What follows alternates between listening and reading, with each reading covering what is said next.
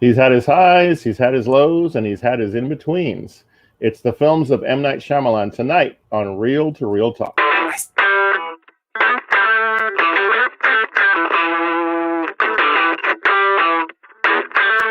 Film is a medium that transports. All I have to do is pop myself in front of the TV to watch a movie, and I can just enjoy it, whatever place the film takes me to.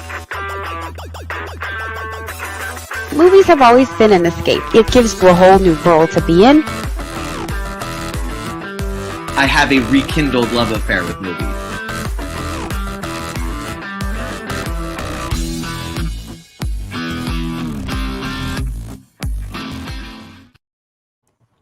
Welcome, everyone, to this episode of Reel to Reel Talk. I am Sergio Barrera, and it's time once again to talk movies. And as always, I am joined, well, by one of the other two Reel to Reel Talkers, Paul Britton. Welcome. I know we're missing Susan tonight, but we wish her well, and we'll hope to have her back next week.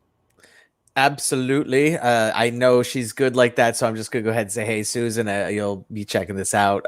Much love to you, and I'm excited about tonight's topic, Sergio. No joke. It is a director that we really could do a whole hour on if we wanted to, in terms of the details of his filmography. And for the 14 films that he himself has directed, this M. Night Shyamalan is sort of the story of, can someone create consistency with their work, at least in terms of how it's received. So tonight we'll be looking at the films of M. Night Shyamalan as part of our discussion. Of course, we will include our review of his latest release, which came out this past week, called Old. So we'll talk about that as well. For sure. My first exposure to M. Night Shyamalan, as with many, I'm sure, Paul, was, of course, The Sixth Sense. Yeah. Was that your introduction to his work?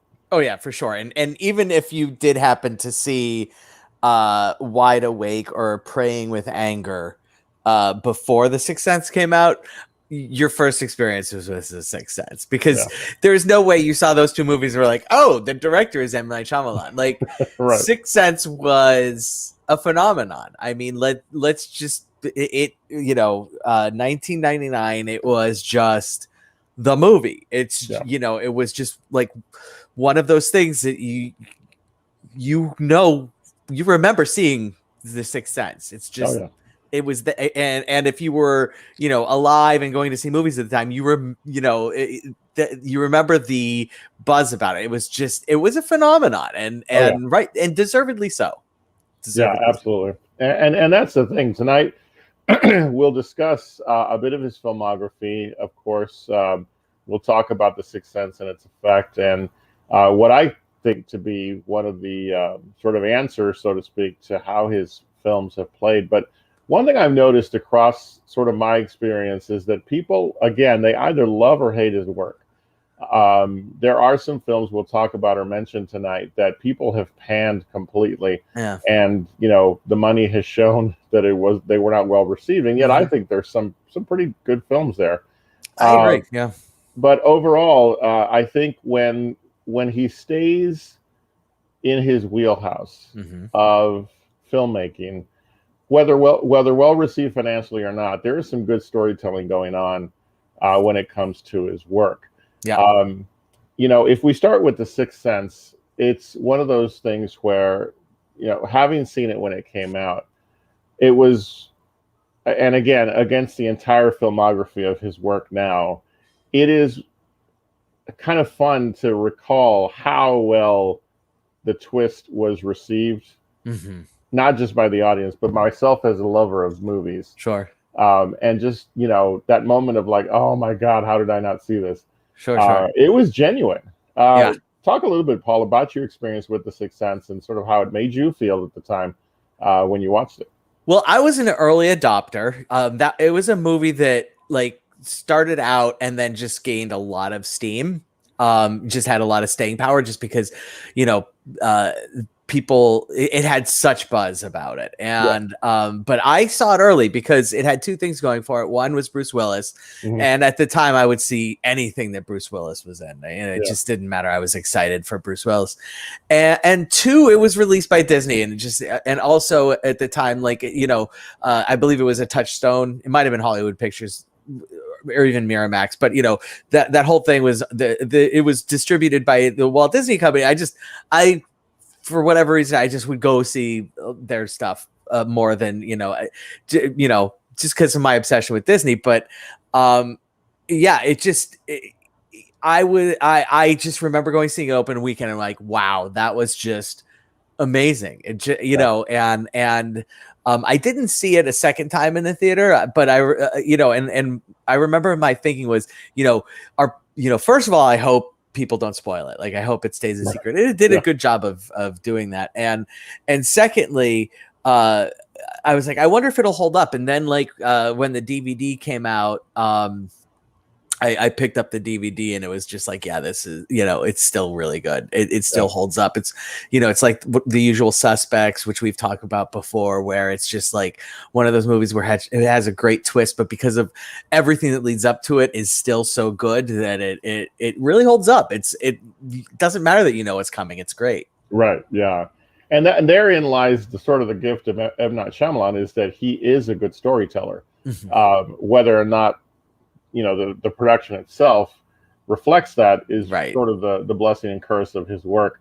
The Sixth Sense for me, was, again, we've talked in the past on the show about my discomfort usually with like fright moments and things of that nature. But this movie, though it had some really, troublesome images, they all played so well within the context of the story itself that I found myself completely, taken into this movie when I first saw it. And to your point, for me, it holds up pretty well. Anytime, if it's on, chances are I'm not going to walk away from it or change the channel, so to speak. I'm going to probably, no matter where I come into it, I'm going to continue watching it all the way through to the end, because it does have such a great hook as part of, plus, the cast, Bruce Willis, of course, the central character, and why I can't think of the kid's name right now. Haley Joel Osment. Thank you, Haley Joel Osment. Yeah, I mean, launched his career. Absolutely. And it's one of those rare kid stars where it's like, okay, is he going to be able to be good in the next thing? And he just kept being good. And it was just like, this is awesome. Yeah. Yeah. And so that movie does, the work in terms of establishing M. Night Shyamalan as a formidable director. And then the key becomes, of course, and though it's his third film, fourth film actually, third directed, he falls then into this moment that most directors do, which is basically, in terms of the public eye, what will his next effort be, and will it live up to the success of the first? And that led to Unbreakable, which is the first of a trilogy. Yes. Yeah. Well, he directed all three. So, but yeah, and the thing about Unbreakable that I found to be fantastic was, again, wonderfully told story, fantastic cast. Bruce Willis comes back, and it's just one of those stories that by the time you get to the end, for me, he hit another home run with the twist. I would say he hit, for me, it was a double. It wasn't a home run. Like Sixth Sense was a clear home run. This one was, a double, which is great. I mean, if you're a director and you just hit doubles and home runs all the time, more power to you. And I'm not saying that he does, but I'm just saying, hitting a double is fantastic. I don't want it to seem like I'm poo-pooing that. Sure. No. And that's the thing is, as he comes out of Sixth Sense, gives us Unbreakable, which is, again, a fantastic story. Yeah. And he's positioned himself to come out as a very successful director. Yeah. And there begins the path of whether or not this is, how will history view him? I just want to, like you say, a successful director, an original director. Like the important thing for him is there are a lot of directors that are good at telling other people's. He tells his own stories, Right. and they are really original. I mean, even if he doesn't always land the punch, he is swinging, and he is swinging in his own way, and I think that's great. He needs. It's important that he gets the opportunity to make movies because of that. But yeah, when it's a story that he himself sort of creates, even if it's an adaptation, say from a short story or something, when it's his work and it has his stamp, I think for me that's where the story is enough for me. I won't pan certain films that others will, because there are certain markers that make it a Shyamalan movie, and it's not always just the twist, right? Although that became such a. By the time you get to Signs, I think the curse in all of this for Shyamalan is that now everyone is expecting it. Right. You're going into a movie, and I remember doing this with Signs, and going, okay, any moment now.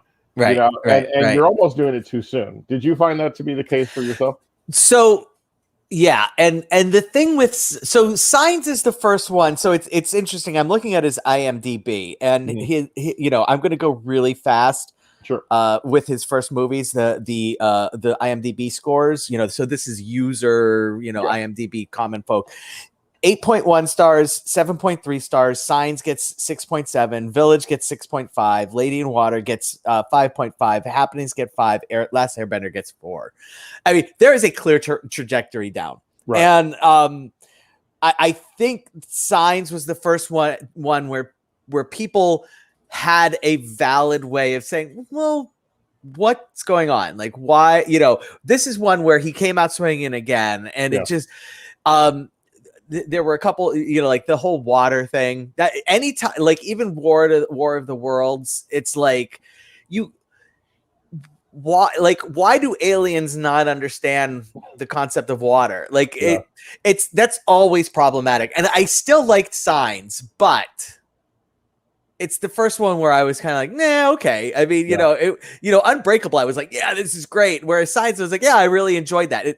And that's the thing about the stuff that most people poo-poo sometimes, is that I still leave like, oh, okay, I really like that. But I see the problems with it. And I'm not fast to say, oh, it sucked. And I'm not going to knock him down because I thought the twist didn't land as solidly as possibly The Sixth Sense or even Unbreakable, but this is the one where the twist felt like okay. Which has often been the way people have reacted to his later work that contains that kind of storytelling. Signs for me was one of those movies that, almost to your point, I watched it, I enjoyed it, but I've never gone back to it. It's not one that compels me like others of his work do. I loved Unbreakable, and I'll go back to watch it. I was happy to revisit it when Split and Glass came out. And but Signs just it happened. And then it was done. Our friend Craig has said he liked Signs as well. So there are fans of the movie out there, absolutely. Which leads us to, for me, the title that was most I disagree with sort of the world when it comes to this movie, and I don't know. I'm curious and interested to see how you feel. The Village comes out, and I'm excited. It's another Shyamalan film. I'm like, okay, so Signs was all right. It was okay, but let's see if what's he got for us this time. I was still at that point where any Shyamalan film, I'm excited. And I loved this film tremendously. I did too. But come out of that experience and then start to read reviews, and this is before like full-on internet reviews and so forth, and I'm shocked to find out that the world is panning this film. And I'll be honest and say I still don't understand why. Like what the deal was. Talk a little bit about your feelings on The Village. I freaking loved The Village. The Yeah. Village for the longest time was my second favorite M. Night Shyamalan movie, and not even close. Like I frigging loved The Village. I Yeah. absolutely loved the entire experience. My wife says that we actually have a conversation this weekend. I was mentioning I went and saw Old and whatever, and she's like, oh, and so you're going to talk about M. Night Shyamalan? I was like, yeah, and she kind of like rolled her eyes, and I said, well, look, I really like The Village. I know she likes The Village too. She's like, yeah, but I could see the ending coming from a mile away. And I was like, I couldn't. I didn't. Oh, yeah. I was nope. Missed it completely. And loved it. Loved it. And Brody is so good in that movie. And like I would say, but also like it's tragic what everything that happens with his character. I don't know. I really liked The Village, and I thought, after Signs, I was like, yes, M. Night Shyamalan does it, and we're back on. And we're back on track. And I was, and I agree with you. I didn't get the sort of the negativity. I didn't get it at all. Like whereas with Signs, I got it. Like, okay, I see where you're going with this. But with The Village, I was like, no, man, that's pretty freaking cool. I don't know. I really expected this to be a film that was going to like, all right, Shyamalan's back. Like this is, and no, it just didn't get that. And yet there are elements of this film that I love revisiting this movie. I'm looking forward to watching it again, actually, probably this week, just because we're having this conversation. I had already decided I'm gonna watch The Village. Sure. To me, one of the most unique aspects of the film is how he uses music to create tension. There's a scene where the creatures are coming, and it's just one violin that's playing, and it's beautiful music, but the tension it creates is just along with the images, of course. His use of color in this movie too. Oh, absolutely. So good. Yeah, it's so good from the first frame. Color is such a, and that's kind of one of his hallmarks throughout his films. But in this one, I think he really does it well. And so I'm not sure how other folks feel about The Village. I'm glad you and I both like it. But man, many did not. So it's not for everyone, I guess. I don't know. I would literally recommend The Village to anybody. I don't care. Absolutely. Like if somebody came to me and said, I only want to watch one other M. Night Shyamalan movie, and I've already seen The Sixth Sense and what's it called? Not Shattered. Split. Unbreakable. Split. I'm telling them Village over Unbreakable. I'm telling you, I feel that strongly about The Village. But yeah. Then he comes in and does Lady in Water. I have to be honest, right from the outset, I have not seen this film, much to the horror of my wife. She was like, "What?" And so I'm looking forward to it because she has a lot of great things to say about it. Paul, where do you land on Lady in the Water? It's very different for M. Night Shyamalan. This is his first one where it's like it's less a twist rather than just the whole thing being just this is basically just like a fantasy movie, and it's interesting. It's not great. It's not my favorite, but I'll again really entertained. Like I was really entertained, but it continued that downward trend for people where they were just like, oh, I don't know. There were some critics that actually did really like The Lady in Water. It got a lot of, because it was so different from all of his prior stuff. So there was a slightly different conversation around this movie than the other ones, where the other ones was always, okay, well, how did you feel about the twist? Whereas this one was more like, well, it's a totally different story. And so, and they appreciated that. And I honestly think that's why I resisted seeing it, is because by the time I heard that it's such a different thing, he's never quite done this before, it was like, okay, maybe but I need to follow up on it because, again, it's one of his more popular titles, not necessarily highly ranked, but it gets mentioned a lot.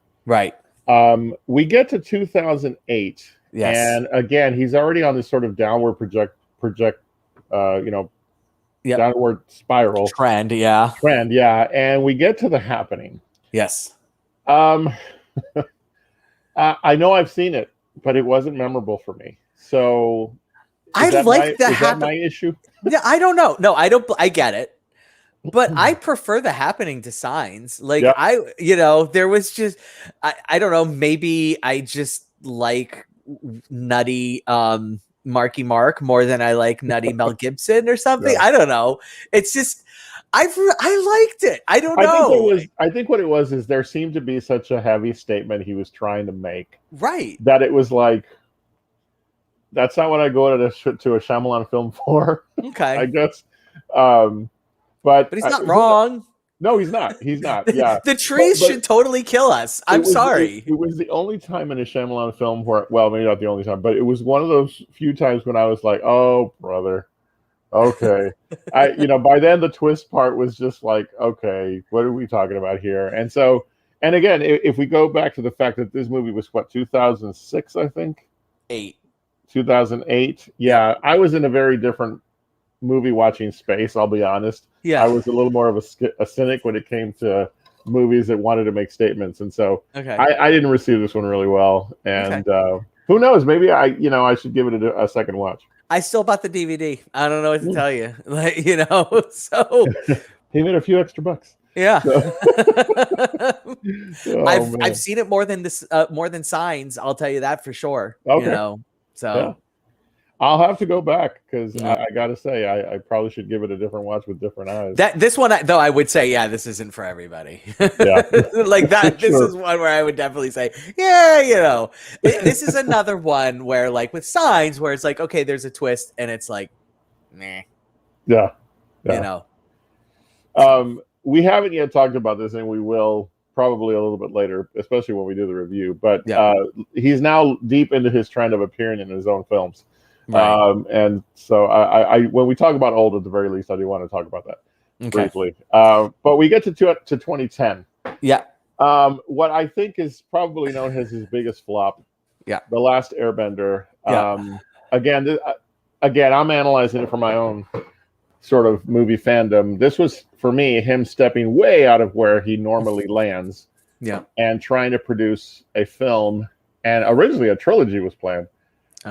Based on material that wasn't his at all. Yeah. I haven't seen this. I'll tell you right now, I haven't seen the next three. I haven't seen Last Airbender, haven't seen After Earth, haven't seen The Visit. Okay. I have no interest in ever seeing Last Airbender, just based. I've heard enough. I don't need to see it. After Earth is one of those movies where I've caught the first 15, 20 minutes on cable, and I was like, it's so bad. I'm out. It's so bad. And then The Visit, we were talking before the thing started, and somebody mentioned The Visit on here. Yeah. I never even heard of it until I sat down to do my homework on this thing. I'm like, wow. But I want to share, our friend Nick says that M1915 The Visit had one of the funniest parts in a suspenseful movie I've ever seen. So that makes me curious.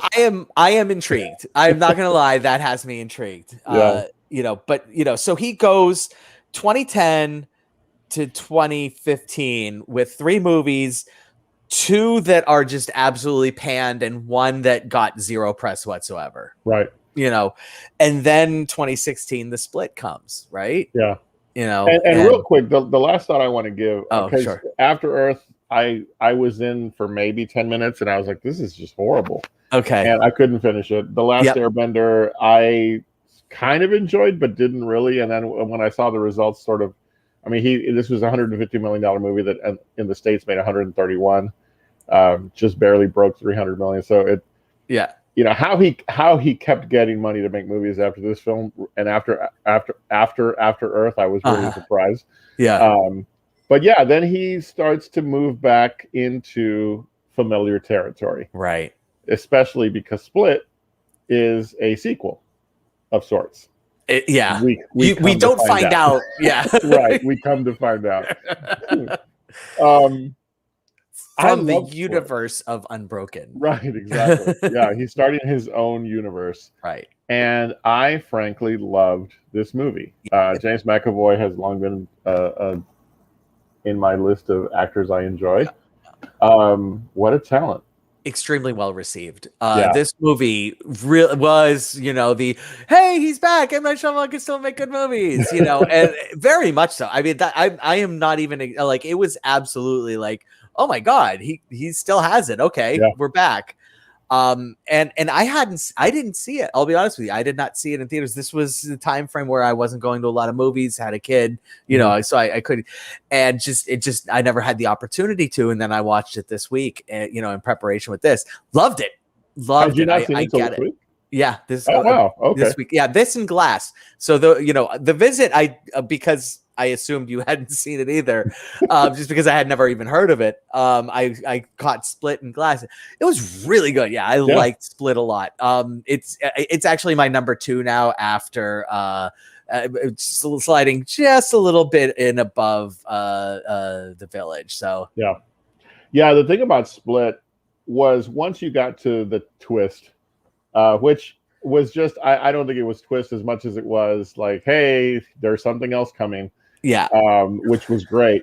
Yeah. Led me to really, not only did I enjoy the film, but I was like, oh, okay, cool. I'm excited about for whatever's next. Mm-hmm. And then there was a long campaign ahead of Glass coming out that was, man, I was like ready for Glass when it came out. I was like, I was literally there on opening night. Okay.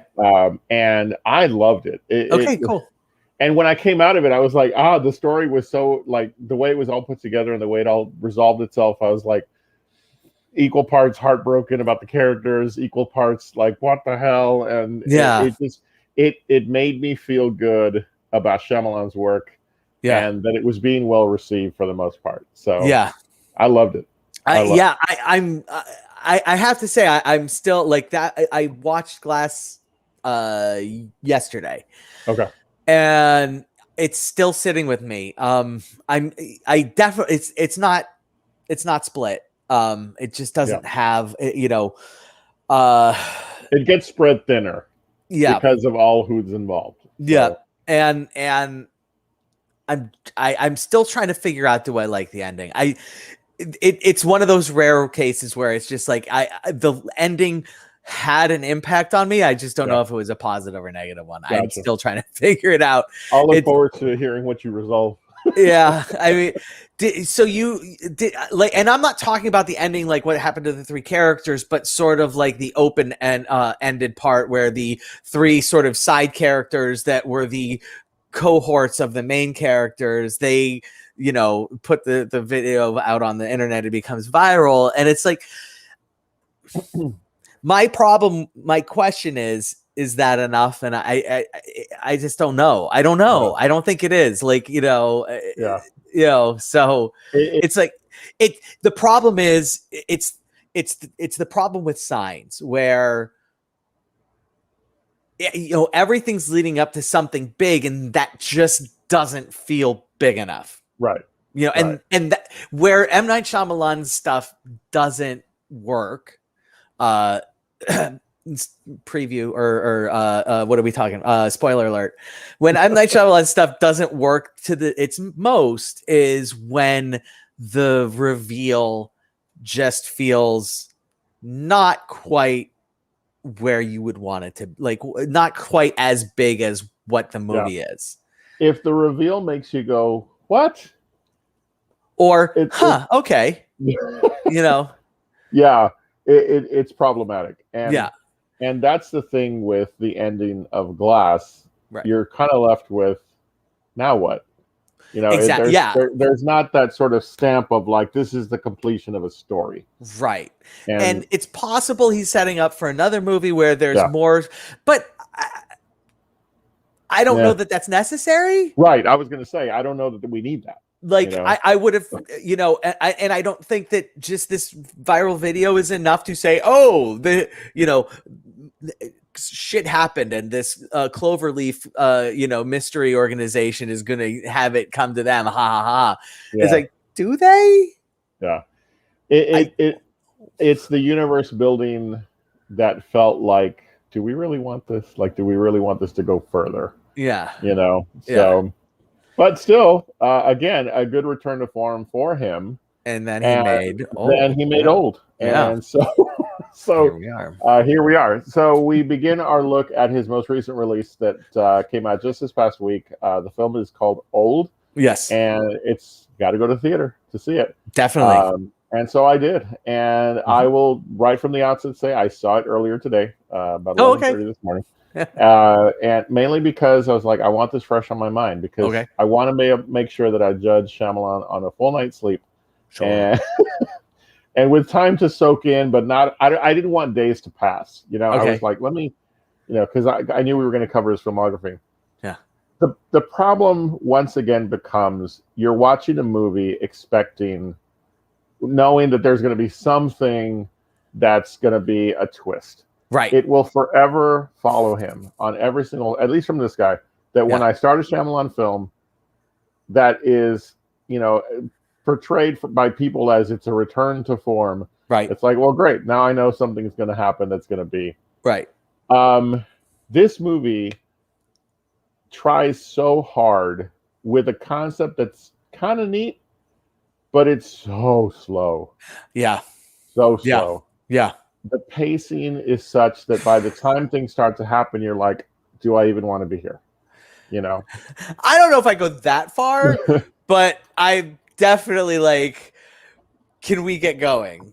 Like, right. It's like, let's move this forward. Yeah. And the biggest problem is, a reveal's coming. Like, and it's not just because it's an M. Night Shyamalan movie, although that plays a part. But for what's happening with the movie, there's absolutely no way. Okay, so like, hopefully it's not a spoiler alert to say people find themselves on a beach and they're aging. Time is going by way quicker, and I won't tell you exactly how much quicker, but way quicker than you would expect to and outside. And nobody knows why. People are trying to figure it out. But the movie's not just going to be people dying on a beach. Like, something more is going to happen, because who wants to watch a movie of just people dying on a beach? Something has to happen. And it's like, you just want them to get to it. And that's a problem. So problem one is you just want them to get to it. Problem two is when they get to it, it is a big time. Like, really? That's what we're doing? And it's funny because there's a couple of things that I want to say, but I'm like, for those watching, I don't know if it's a spoiler.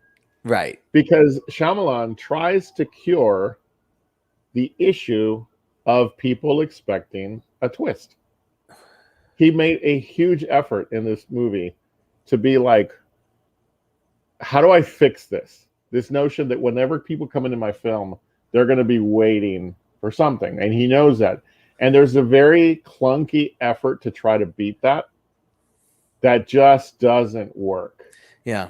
And I don't know how much I want to say, maybe this is a point where we say, if you haven't seen it, just know. And I'm not going to give anything away in detail, but oh God, Paul, I'm torn. There's a reveal. Yeah.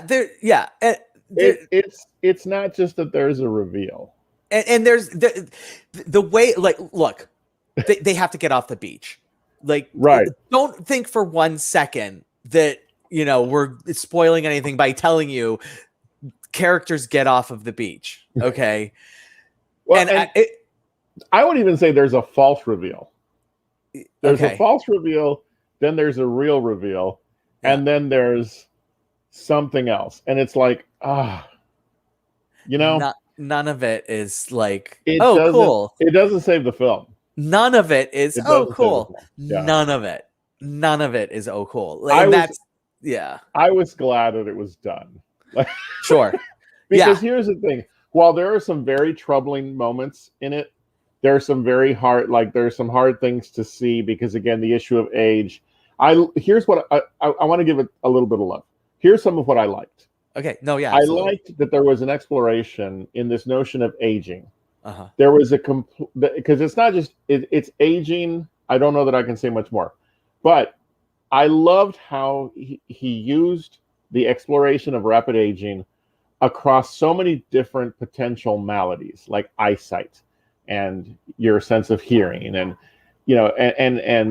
there were certain characters that were aging and they were struggling with it because of things like vanity and and so forth and so on. So there was some interesting stuff done there from a character standpoint. I found that to be very entertaining. There were some things that happened that I was like, oh God, no. Like, Oh, I don't think we had to go that far, Mm-hmm. right? Mm-hmm. So that by the time you got to where things started to like the last 20 minutes, Yeah.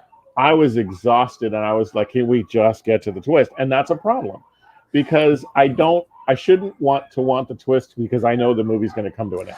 But in the last 20 minutes, when that is the twist. Like that, Right. so you're saying, can we just get to the twist? But that's the twist. Like what they're revealing is the twist. And that's the thing is about M. Night Shyamalan is that we now know it's not always just a twist. Sometimes it's a reveal.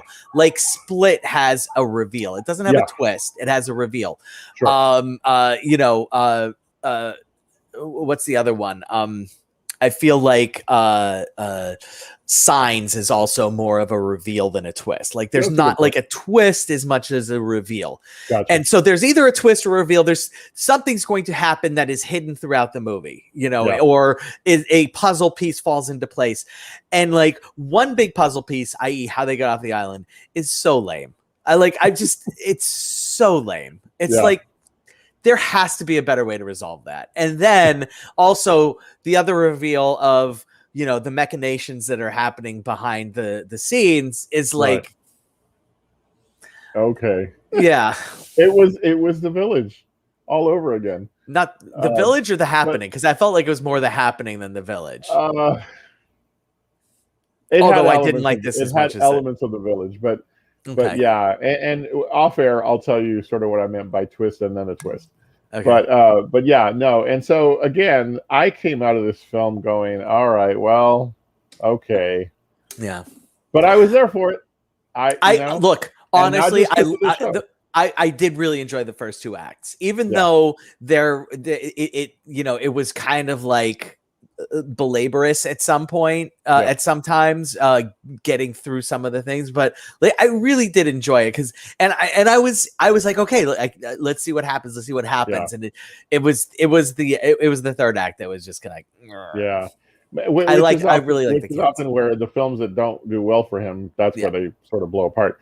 I do want to say that from a technical standpoint, there were some camera things done, to reveal some of the age things. There was just too much. It was like, okay, we get it. Like, you don't want to show them. I get it. It's like, it was just too much. It was overdone. Too many shots of back of heads. Right. Too many blurry shots from out of focus. And yeah. Like, he's pulling out his film school stuff. Yeah. But hey, he's making more money than that. And I hate to say it, how I would have liked this more. Like, and I'm a movie guy and not a TV guy. Yeah. This would have made a better 6 episode series, quite frankly. Where you could just go away and be interested in what's going to happen next, and you can stretch things out. And it feels okay that it's being stretched out. I mean, the 6-part series could even explore some of these people in their lives before the island. Yes, there's a lot that you could do that would have made, and also maybe built up to a more interesting, exactly. way off of the island, right? Or at least built up the way off of the island in some way, shape, or form, rather than, oh, by the way, here's this thing. It's like, whoa, exactly. You're just gonna throw that out as right now without ever having mentioned it at all through the entire movie. It's not even oh, I wonder what's that out there. Nobody said it was mentioned in the early part of the film when they first arrive at the beach, but it was so throwaway that now in hindsight I'm like, and that's exactly why he did it that way. It did circle back, and I was like, oh, brother, too much, too little. They're on the island or they're on the beach. They can see the shit out there. Stop it. Anyway, as we prepare to leave M. Night Shyamalan Island, we do review movies here on a 5 taco scale here on Real to Real Talk. A movie can get the maximum of 5 tacos, but if you want to give it some extra love, you give it some guac. Yeah. Paul, your taco rating for Old from M. Night Shyamalan. Sorry, M. Night Shyamalan. I'm giving this one 2 tacos. Good tacos. They're tasty, but just 2. Yeah, I'm going to settle on 2 tacos with guac. With guac only because it was a noble effort on his part to return to what he does best, which is to try to. He's a good storyteller. Yeah, Actually, now that I think Yeah. about this, like if you've ever just eaten two tacos, this is the perfect rating for this movie, because if you've ever eaten two tacos, it definitely leaves you wanting more. Like Yeah. you definitely feel like there's something missing and I need I need something that more. third taco. So, Yeah, I know a perfect exactly what rating you for this mean. movie. Absolutely. My tacos always come in threes, so there you Yeah, go. sometimes four. Yeah, exactly. All right. Well, we leave it up to you, of course, to decide on your own. So make sure you catch old M. Night Shyamalan's latest. You can catch it in theaters. Yeah, let us know what you think. You can tell us what you thought about the movie and other things that are movie related by following us on Facebook. You can find us on our Facebook page, Real to Real Talk, as well as on Instagram. You can look at Real to Real Talk and see posters from our past episodes so you know what movies we've talked about. And of course, posters that'll tell you what is coming up. For those of you watching on YouTube, we thank you so much, and we invite you to click that subscribe button if you haven't already. Also, make sure you click that notification bell so you know when our episodes land, or just join us here week to week on Tuesday nights as we go on our movie conversation adventures. Thank you so much for those of you following us on our social media. We love that you do. All right, well, let's get to our segments for this week. Paul, what the hell did you watch, man? So, doing something different this week. I've always been trying to do movies that I've never seen before. This time, I'm actually bringing in a movie I have seen before. Okay. So we're gonna go ahead and call it "What the Hell Did I Just Watch Again?" Okay. And the movie is called The City of Lost Children. The City of Lost Children. It's a French film from 1995. It stars a younger Ron Perlman and a very famous French actor. If you've seen any French movie, you've probably seen Dominique Pinon in that movie. And if you've ever seen any French movie, I hope it's The City of Lost Children, because this movie is flat out amazing and bonkers. This is a movie that I saw shortly after it came out. It was a very celebrated movie. It's the apex of surreal cinema. It really is. It's a movie about a guy who feeds off of children's dreams, and so in order to get the children's dreams, though, he has to kidnap them, and the whole thing is being orchestrated by a brain kept in a fish tank. So Oh my. yes, and it's fantastic. It's free on HBO Max until the end of the month. This is how I ended up landing on it, because HBO Max tells you the stuff that's leaving at the end of the month, and this is one of the things that's leaving at the end of the month. And so it came time to do the movie, and I was like, I want to do this movie because I want people to watch this movie. So, City of Lost Children. It is an absolutely stunningly visual movie. The visuals are absolutely stunning, remarkable, amazing. I would recommend it just for that, but the story is also just enough wacky fun that it keeps it going.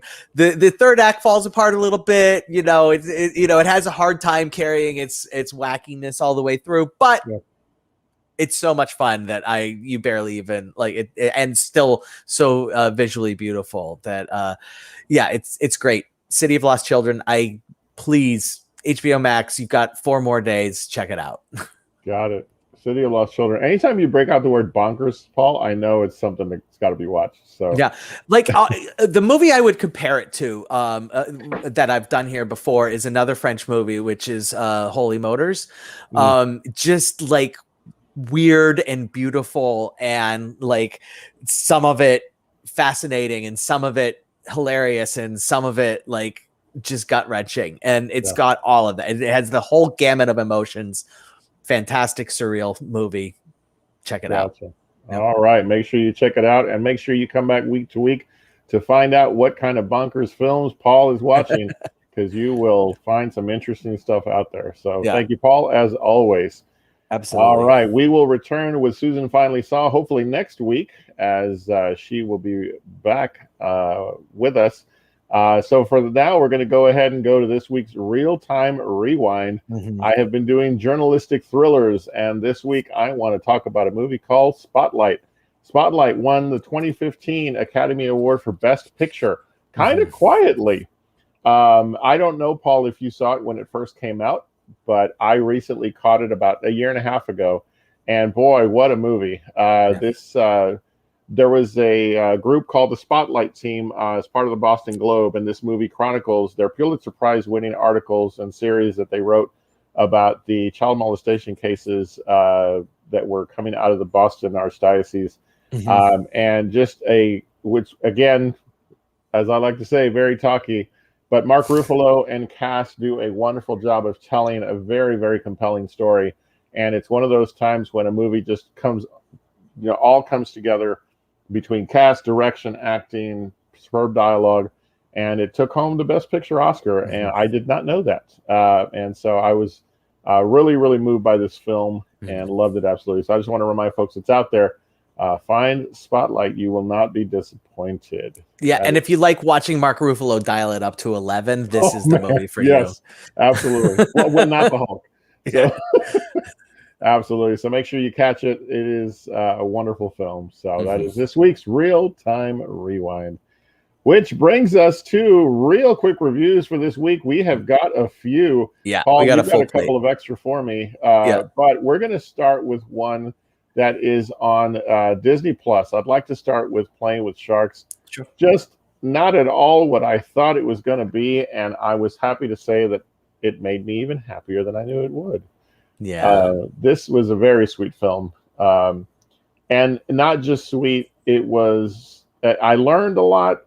I was, this documentary is one that I hope people will see. It's on Disney Plus, and it just is a wonderful film. You brought it to us, so talk a little bit about why it caught your eye and then your thoughts on it.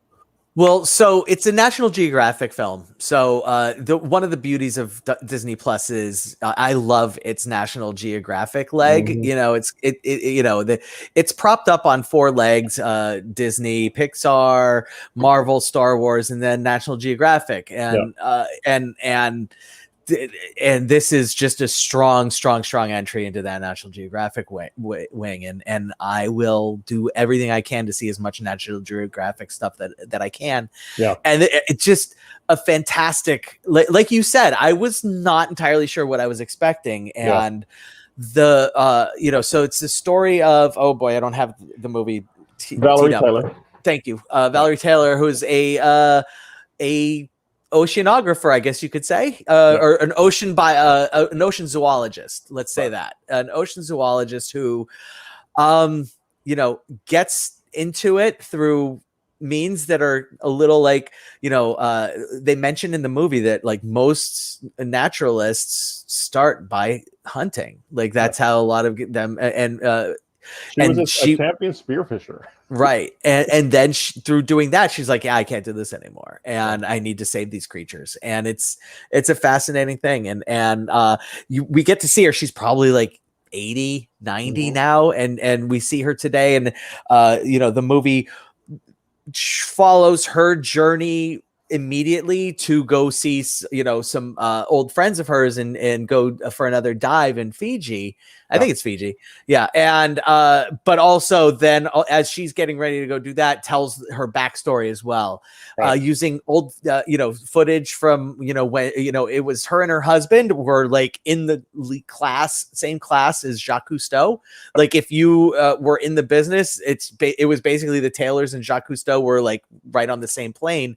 Right. And who knew? I didn't know. And it's really fascinating to find out. Like where the Taylors were really known for focusing on sharks. And it's this documentary punches you in the face for being a human being. And we deserve to get punched in the face. And hopefully someday that we'll get knocked out and wake back up. But it hasn't. The entire segment that I found most fascinating was how they were talked into consulting on Jaws, right? And then the aftermath of that film and how heartbreaking it was for her.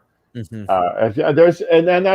thing I love about this film. This documentary, you go into it expecting, okay, this is going to be a documentary about this person who's dedicated her life to, the preservation and the advocacy for sharks, and it became so much more. Yeah, it became so much more. and just a wonderful film. It's literally a history of the human relationship with sharks starting in like 1960. Yeah. And it's fascinating and fantastic, and I can't recommend it enough. I'll just go ahead and throw my rating out of 5+ guac. So I agree. Yeah, 5+ guac for me as well. Yeah, you got to catch it on Disney Plus. It is there along with so much other National Geographic stuff that I'm sure is amazing. So absolutely highly recommend. All right. We also both saw a film that was sort of in the vein of Gunpowder Milkshake, which we talked about last week. right. And that film was called Jolt. Yeah. Kate Beckinsale, Stanley Tucci. Yeah. So Couple many other others. people. Yeah. A lot of people that you go, hey, it's that guy. Yeah. This was fun. Yeah. This was absolute 91 minutes of silly action movie fun that I was like, yeah, cool, good. And then I just checked it off of my list and said, okay, well, I saw it. So, all right, I got a question because I love. You said 91 minutes of fun. I loved the first let me guess, 20 minutes. No, okay. 70 minutes, 75 minutes. The twist. Okay, yeah. This is another one where it's whereas there's being disappointed with the twist or reveal, or the twist or reveal not working for you.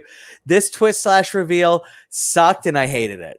I actively hated it. It landed too heavily. And so no. My reaction literally was like, no. Yep. Because we don't unnecessary. To that point, were there plot holes? Sure. Yeah. This moment threw the entire rest of the film out of whack to a point where you're like, then that was all unnecessary. Yeah. And right. And if you have something like that literally makes you like, no, what now? I have to rethink what I feel about everybody in the movie. It's like, you know what? If you're going to do that, that's fine, but it better make people happier and not right. Yeah. It's like, it's like they try too hard, and there was a point because I literally, Jen and I watched it together, and I literally turned to her about 10-15 minutes in, was like, the twist of this movie is going to be this, and it's going to involve this person, and da da da da da. But then things happen where I'm like, oh, okay, maybe not. And then when it all played out, I just looked at her like, okay, that was fun, but I don't think I'll ever go back to it. So yeah, and honestly, I would. For the first hour, I was like, "Oh my god, I hope they make 5 more of these." I was literally like, John. I want a whole John Wick thing with her, where she's just going around and being badass. Going to. What's that? You think they're still going to? I said, now I'm afraid they're going to. Oh yeah, I know. And I wanted them to, and then the twist, and I'm like, yeah. Well, I guess I'll watch it if they make another one, but damn it. Yeah. When let me sort of. My rating on this movie, when it comes to fun action movies, I'm generous. Right. Fun will sometimes get you 4. Right. But stupid endings will lose you a taco. Absolutely. And so and guac too. So for myself, I'm gonna max out at 3 tacos, and I know even that feels generous, but I did have fun. There was a lot of cool stuff. And Stanley Tucci will always be a fun character. I don't care what he's in. Yeah, as long as it has Stanley Tucci, that's a taco by itself. So. And Bobby Cannavale was amazing in this as well. Amazing in this. So I'm with you 100% on the 3 tacos and 3 good tacos. It was an overall very enjoyable experience. I don't like that they made me mad during the last 15 minutes, but what do you do? What do you do? What can you do? It was good popcorn on an evening, and then you're done. So. Yep. All right, Paul, where are you taking us next? Well, I actually, did you see, you said you were going to see Snake Eyes. Did that not happen? It did not happen. Okay, cool. Yeah, it did not happen. All right. So Netflix released a German film called Blood Red Sky. And a common theme recently has been vampires on segments that I've been doing, and this is following right through with that. Fun, just like a really solid vampire flick. There's one thing about vampires though that this movie doesn't follow that I really wish it did, because I would have.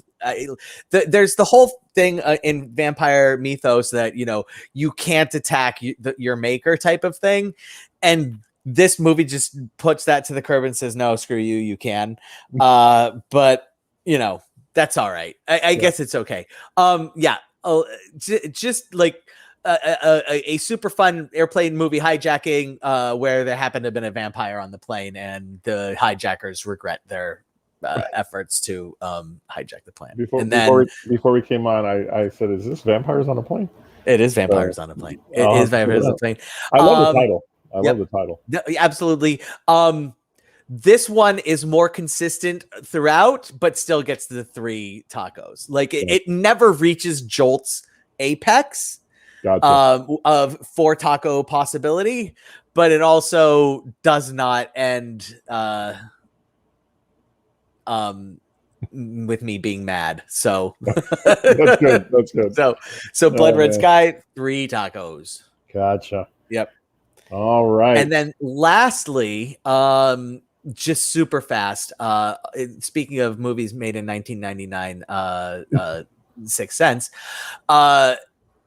We have Woodstock 99, Peace, Love, and Rage, which is currently on HBO and HBO Max. It's a documentary about the goings-on of Woodstock 99. Being a Gen Xer, it was a shocking wake-up call of an event in my life where I was not there, and I watched it happen. I was like, wow, people suck.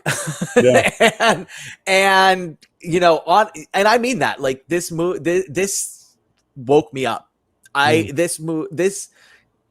this happened, it started a slight change of the kind of person I was, because of just how shocking it was. And this dives right into that. And I can't recommend it enough, especially if you grew up listening to music in the 90s, and if you have any recollection of what happened at the end of the Woodstock 99, with the event. This is a absolutely required viewing, and I hope that people check it out. It's great. I know it's on my list of things to see this week. I don't know how else to say this, but knowing what occurred and how it all went down, I was hoping that it would be an honest view of the event. It sounds totally like it was. Yeah. Oh, we miss Susan too. She just chimed in, said, "Hi guys, miss y'all." Yeah. So, but yeah, it's an extremely honest telling, and has some really good insights from people who, looking back, and just it's great. It's great. I loved it. 4 Tacos loved it. So yeah, gotcha. It's good. It's good. All right. So Woodstock 99, Peace, Love, and Rage is available on, you said HBO Max, is that correct? HBO Max. Yeah. Gotcha. All right. So many films to review. This week we looked at 5 if you count old. And this is going to keep happening, Paul. We've got a lot of movies coming out. There are so much stuff coming out. Yeah. Like, I'm looking at it, like, I am going to have to go to movie theaters. Like, jeez. Yeah. I had Snake Eyes ready to roll, right? But I've watched so many movies, and I'm trying to enjoy the rest of my vacation. So I was like, I think we can pass on that one. So yeah. Like, I literally, when I was listing out movie potentials for real quick reviews, I literally put Snake Eyes, G.I. Joe Oranges in parentheses. I'm not planning on seeing this. And that is the only reason I'm like, I think I'll be okay. But, I still am not. If you came for a review of Snake Eyes, really genuinely apologize. It's not going to happen. And spoiler alert, looking weeks ahead, also not going to happen is a review of Don't Breathe 2. Also not going to happen is a review of Paw Patrol the movie. We're not going to see everything. That's the point. But if y'all want to tell us what you think, you can do so on our social media. So, Yeah. But yeah, we've got a lot of interesting stuff coming up over the next few weeks, as well as Susan's return. And we want to wish Susan and her family all the best. And we know that things are going to be cool. So big love to Susan, and big love to all of y'all. We thank y'all so much for joining us as you do week to week. Paul, it's been fun. Yeah, I'm so psyched for next week, by the way. I can't even lie. Our topic next week, I am so psyched for. Well, you're going to have to come back to find out what it is, folks. So make sure you do. Once again, thank you so much for joining us. And remember, we always say you're awesome, you're amazing, and the world's a better place because